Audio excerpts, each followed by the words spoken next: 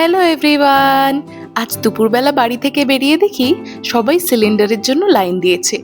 সত্যি কি সমস্যা হচ্ছে না সিলিন্ডার নিয়ে।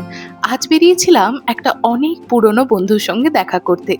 যাচ্ছিলাম গড়িয়াহাট, প্ল্যানিং ছিল একটু এদিক ওদিক টুকটাক শপিং করব আর খাওয়া দাওয়া করব আর প্রচুর আড্ডা দেব। আর এই দেখুন, গড়িয়াহাট চলে এসেছি আর আসতে না আসতেই ওর সঙ্গে দেখা হয়ে গিয়েছে।